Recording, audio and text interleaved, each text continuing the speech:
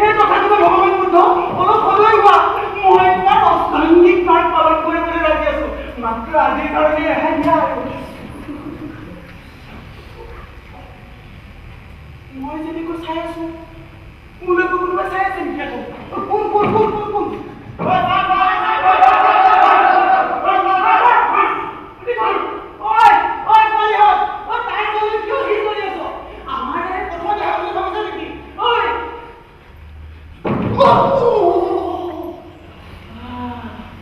গোলাপৰ দৰে কোমল, সুকোমলাঙ্গিনী, শ্বেতপুষ্পিনী, কামদেৱাঙ্গিনী, অদ্ৰিনী, বিভস্ত্ৰিনী। সঁচাকৈ মানুহ দিয়েই নে? নে সৰগৰ কক্ষস্থ নদী? পাৰ্থিৱ নে অপাৰ্থিৱ? নে কোনোবা ঐশ্বৰিক? অপৰূপ ৰূপলাবণ্য, উন্মুক্ত সৰোবৰত জীৱন্ত শিখা, জুই। এইফালে আকৌ মোৰ লাগিছে বৰফ শীতল ঠাণ্ডা। জুইয়ে পুৰা থাকোঁতে বাৰু ইমান ঠাণ্ডা কেনেকৈ সহ্য কৰিব পাৰি? মোৰেই যদি এইহেন অৱস্থা, চবৰ ডেকাহঁতৰ বা কি হ'ব? ঘৰৰ যদি নথকা হ'লে লগ হৈ খালোহেঁতেন, নতুবা এওঁৰ লগত বাস কৰিবলৈ পোনচাকে জংঘলত প্ৰৱেশ কৰিলেহেঁতেন। মনে মনে সখী ময়ো মনে যাওঁ, সখীহে নপঢ়া মহিলা, তোমাৰ লগতে সখী পাতিম বনবা। উন্মাদিনী উন্মাদিনী উন্মাদিনী উন্মাদিনী আমোদী উন্মাদিনী।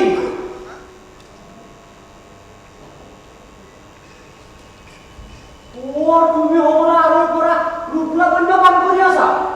C C C C C C C C C তথাপিতো ভগৱান বুদ্ধৰ ভকত। মোৰ পোচাকতেই গম পাই দেখোন মই এজন ভিক্ষুক, তাতে আকৌ গৃহিণীযুক্ত সংসাৰী, তাতে আকৌ বুদ্ধৰ গাথাৰ প্ৰিয় শ্ৰোতা। চি চি চি চি অথনিৰ পৰা কি কৰি আছা? অথনিৰ পৰা মানে এই মাত্ৰ আহিছো, এই মাত্ৰ এই ল'ৰা ছোৱালী সোপা খেদি পঠিয়াইছো। দৃশ্যাৱলী দেখি সকলোকে গালি পাৰিছো। বোলে উলংঘৰ ৰাণীজনী ঢাকিবলৈ সিহঁতৰ বিয়াত অকণমান বস্ত্ৰও নাইনে? ৰং চাই মজা পাইছে। তোমাৰ তাতেই চোৱাচোন ডিচিবৰ ঘৰ, সেইখনকে দিয়া আছে আছে। সেই পবিত্ৰ ডিচিবৰ আকৌ অপবিত্ৰ বস্তু ভকাৰ বাবে নহয় নহয়। তদুপৰি দিবলৈ যাওঁতে যদি পিৰিঙতি চিটিকি পৰে, চকাৰ দৰে যদি নিজকে পাহৰি জপিয়াই দিওঁ, মোক ৰক্ষা কৰিব পাৰিবা। কিন্তু নিজৰ যিয়ে নহওক কাপোৰ এখন দিয়াটো সময়ৰ কাৰণে মংগল নহ। তাকেইতো মই ভাবি অকণৰ পৰা তন্ময় হৈ আছো। কিন্তু দিবলৈ যাওঁতে যদি জ্বলি পৰি পৰো, মোৰ যদি দায়িত্ব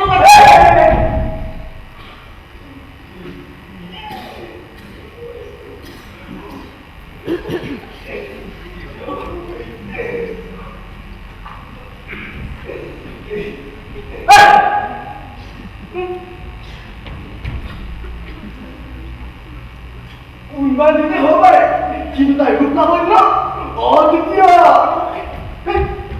কোনোবা দিনে কিয় ৰূপলাবণ্য আহে? নিজৰ ৰূপ ভাৱত চাগে হাতুৰি নাতুৰি থাকোঁতে তাই লক্ষ্য হেৰা মাৰৰ বাটত পৰিছে।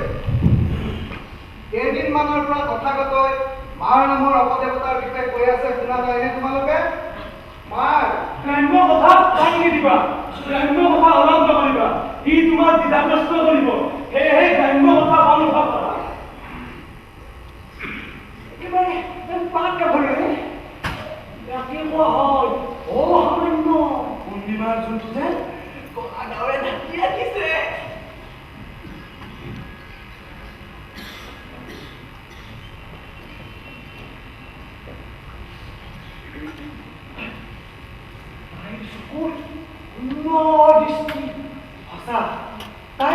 তাই চাৰিওফালে দৃষ্টি নিক্ষেপ কৰিছে, কিন্তু তাই যেনেকৈ দেখাই নাই।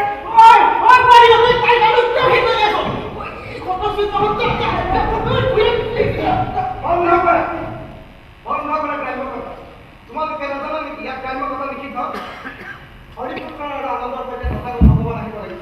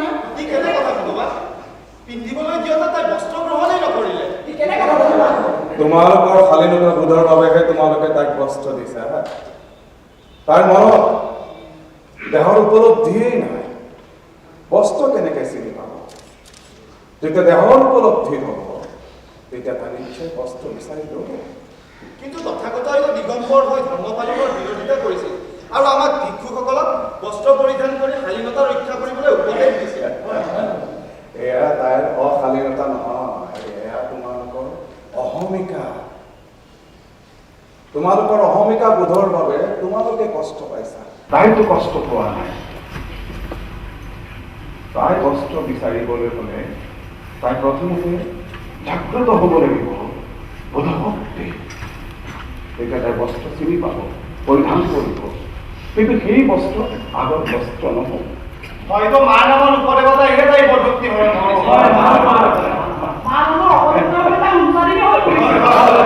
কিবা এটা অস্বাভাৱিক হ'লে তোমালোকে মাৰ প্ৰসংগ আনা মাৰ কি মাৰ উপদেৱতা হৈছে আমাৰ তৃষ্ণাৰ এক ৰূপ হয় মাটি মাৰ তৃষ্ণাৰ অন্য ৰূপ তাই বুজি নাছিল উন্মত্ততা এক ব্যাধি মনত ৰাখিবা তাই এগৰাকী নাৰী মানুহ কি কাৰণ কি পৰিস্থিতিত পৰি এগৰাকী নাৰীয়ে কেনেকুৱা আচৰণ কৰিছে এবাৰ চিন্তা কৰা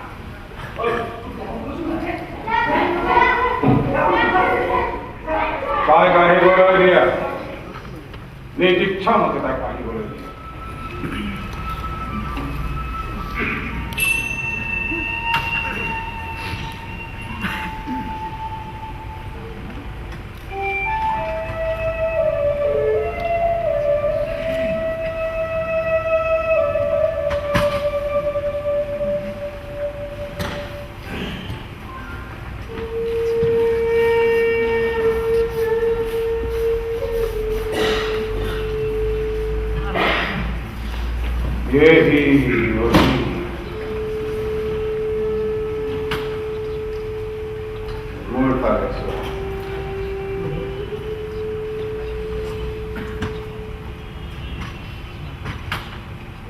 কথা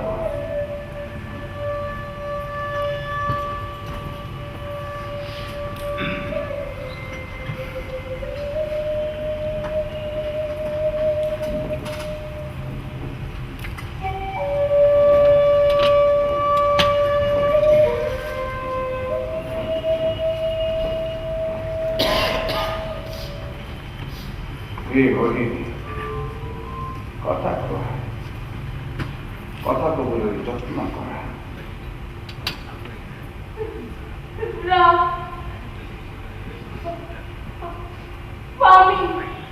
সংজ্ঞাপ্ৰাপ্ত হোৱা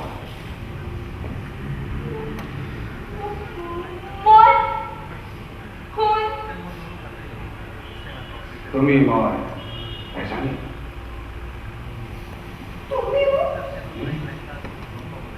তুমি যিজন ময়ো সেইজনে এবাৰ মনৰ ভিতৰলৈ জুমি চোৱা দেখিবা নিজকো চিনি পাবা মোকো চিনি পাবা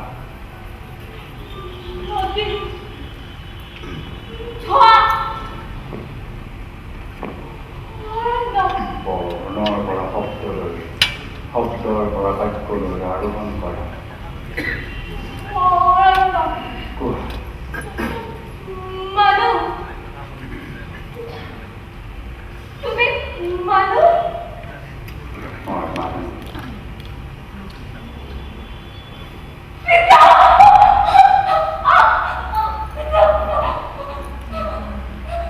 এতিয়া কাপোৰৰ প্ৰয়োজন হৈছে আমাৰ বাবে নহয় মহাপ্ৰজাপতি গৌতমীৰ ওচৰলৈ লৈ যোৱা তেওঁৰ দায়িত্বত থাকে ভগিনী যোৱা